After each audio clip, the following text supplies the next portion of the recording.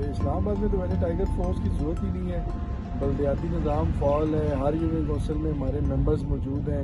گلی محلوں میں شہری علاقہ ہو یا دیہی علاقہ ہو, مطلب 6 جنرل کونسلر ہیں ہر یونین کونسل کی سطح پہ. اس کے علاوہ 2 ہماری لیڈیز ممبر ہیں ہر یونین کونسل میں.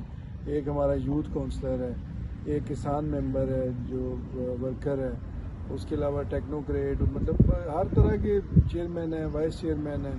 تو میں سمجھتا ہوں کہ اسلام آباد میں تو ٹائیگر فورس بنانے کی اتنی ضرورت ہی نہیں ہے.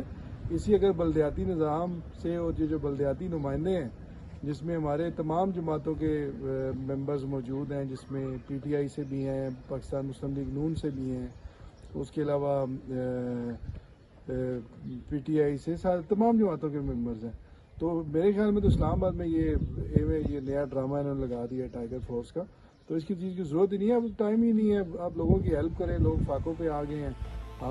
ہماری حکومت یہ ہے کتنا نان سیریس بیہیویئر ہے کہ ابھی ٹائیگر فورس بن گئی ہے.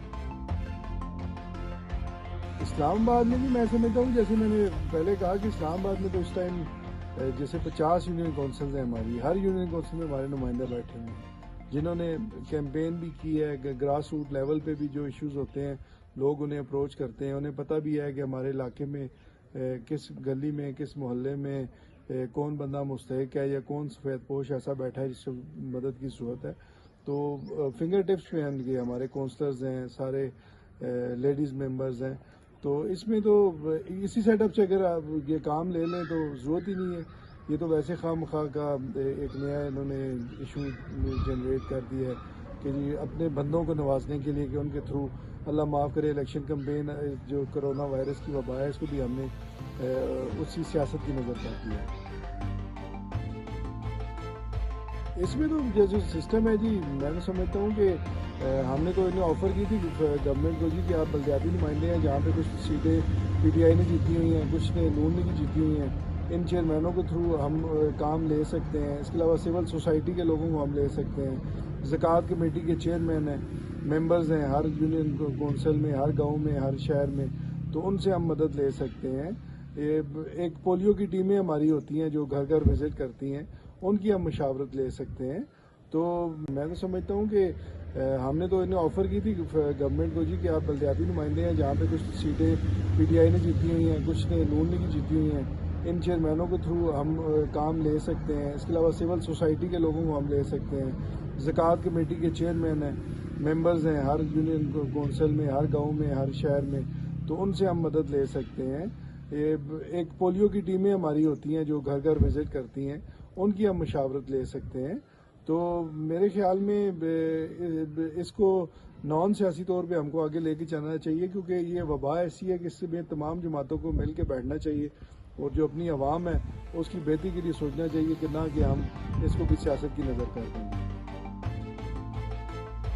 یہ تو فیڈرل گورنمنٹ کو پتہ ہے جی. ہم تو بغیر معاوضے کے جتنے بھی بلدیاتی نمائندے ہیں جی, ہم نے اپنی سروسز آفر کرتے ہیں کہ ہم پہلے بھی کیے ہیں, ابھی بھی کرتے ہیں, آپ کے اس چینل کے تھرو بھی کرتے ہیں جی, کہ ہم بلا معاوضہ خدمت کرنے کو تیار ہیں, جتنی بھی خدمت ہو سکے گی. بلکہ خود بھی جو ہو سکتا ہے ابھی ہم کر بھی رہے ہیں. ہر یونین کونسل کی سطح پہ ہم اپنے اپنے علاقے میں, گاؤں ہو یا شہر ہو, تمام لوگ اپنے لوگوں کی مدد بھی کر رہے ہیں. جس چیز کی بھی ضرورت ہوتی ہے اویئرنیس کیمپین بھی کر رہے ہیں. اس کے علاوہ جو راشن والا ایشو ہے اس کو بھی ہم نے کام کر رہے ہیں بہت زیادہ گراس روٹ لیول پہ. تو ان چیزوں میں تو معاوضے کی ضرورت ہی نہیں ہے.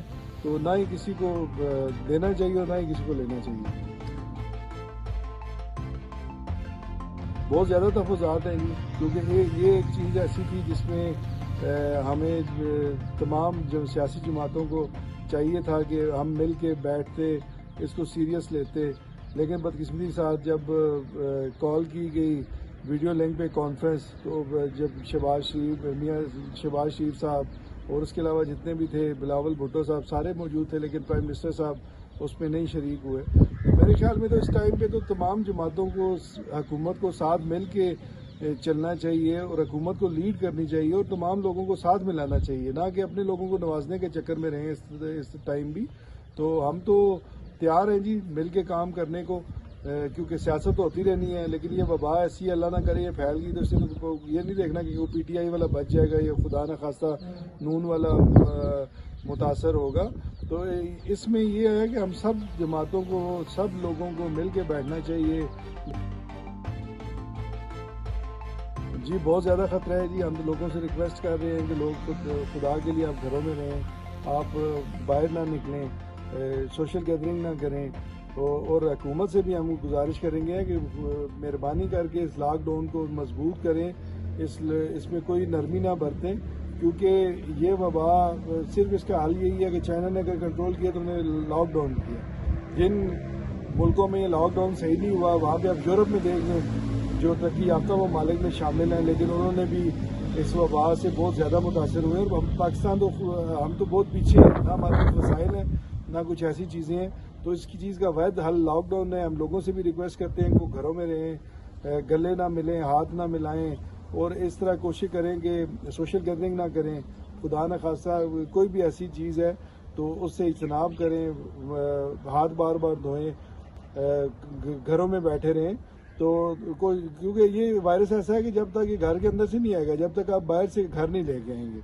تو ہمیں چاہیے جی، سٹی گورنمنٹ میٹروپولیٹن کارپوریشن اسلام آباد ہم نے اویئرنیس کیمپین بھی کر رہے ہیں. اس پہ ہم جس طرح ہر یونین کونسل کی سطح پہ گراس روٹ لیول پہ ہم نے ٹیمیں بھی بنائی ہوئی ہیں لوگوں کی مدد کرنے کے لیے.